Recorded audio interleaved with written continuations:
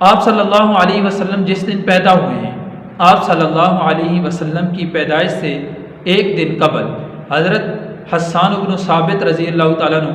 یہ صحابی ہیں، یہ عمر کے اعتبار سے آپ علیہ السلام سے ان کی عمر زیادہ تھی۔ یہ فرماتے ہیں کہ جب آپ صلی اللہ علیہ وسلم کی پیدائش کا وقت ہوا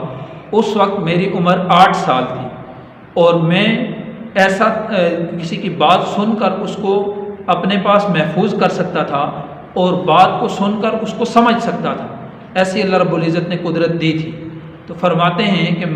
مدینہ طیبہ میں ایک یہودی نکلا اور اس نے چلا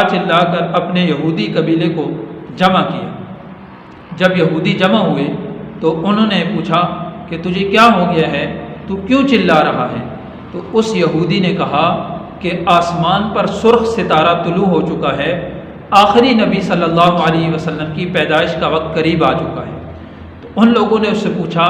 کہ آخری نبی صلی اللہ علیہ وسلم کی نشانیاں کیا ہوں گی؟ تو کیونکہ پہلی کتابوں میں اللہ رب العزت نے آپ صلی اللہ علیہ وسلم کی نشانیاں بیان فرمائی ہیں، تو اس یہودی نے کیا کہا کہ ان کی نشانیاں یہ ہیں کہ یہ جگہ یعنی مدینہ طیبہ، اس وقت پرانا نام اس کا یثرب ہے، کہ یثرب ان کی ہجرت کی جگہ ہوگی۔ اور ایک روایت حضرت کعب احبار رحمۃ اللہ علیہ، یہ تورات کے بہت بڑے عالم تھے، لیکن آپ صلی اللہ علیہ وسلم کا زمانہ تو انہوں نے پایا ہے، لیکن آپ صلی اللہ علیہ وسلم کے دور میں نہیں بلکہ بعد میں سیدنا صدیق اکبر رضی اللہ تعالیٰ عنہ کے دور میں یہ مسلمان ہوئے ہیں۔ انہوں نے آپ صلی اللہ علیہ وسلم کے بارے میں بیان فرمایا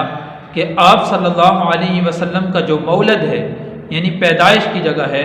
وہ مولد آپ صلی اللہ علیہ وسلم کا مکہ ہے، اور آپ صلی اللہ علیہ وسلم کا مہاجر جو ہے مہجر یہ مدینہ طیبہ ہے، یعنی آپ صلی اللہ علیہ وسلم ہجرت فرما کر مدینہ طیبہ تشریف لائیں گے۔ وَمُلْكُهُ بِالشام، اور آپ صلی اللہ علیہ وسلم کی سلطنت اور آپ صلی اللہ علیہ وسلم کی خلافت یہ شام تک پہنچ جائے گی۔ آپ صلی اللہ علیہ وسلم جب پیدا ہوئے تو آپ صلی اللہ علیہ وسلم کی پیدائش کی صبح ہی عائشہ رضی اللہ تعالیٰ عنہ فرماتی ہیں کہ ایک یہودی اس وقت آیا ہوا تھا مکہ مکرمہ میں،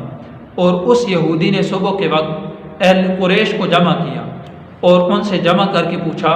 کہ کیا آج کی رات آپ کے ہاں کوئی بچہ پیدا ہوا ہے؟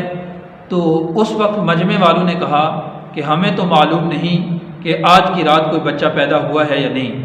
تو اس یہودی نے کہا کہ تم جا کر تحقیق کرو،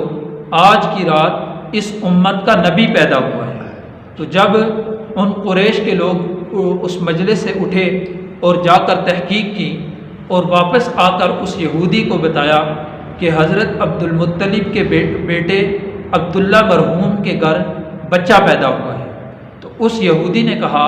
کہ مجھے بھی ذرا ساتھ لے چلو، میں بھی اس بچے کو دیکھوں۔ تو وہ یہودی جب آیا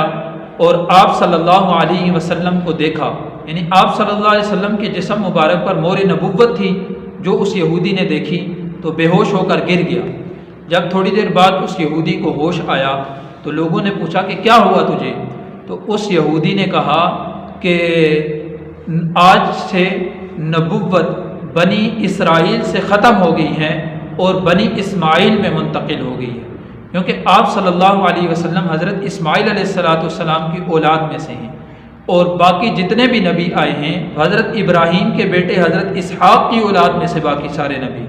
اور ایک نبی حضرت سیدنا محمد صلی اللہ علیہ وسلم حضرت اسماعیل علیہ السلام کی اولاد میں سے ہیں۔ اس لیے اس نے کہا کہ بنی اسماعیل میں نبوت آ گئی۔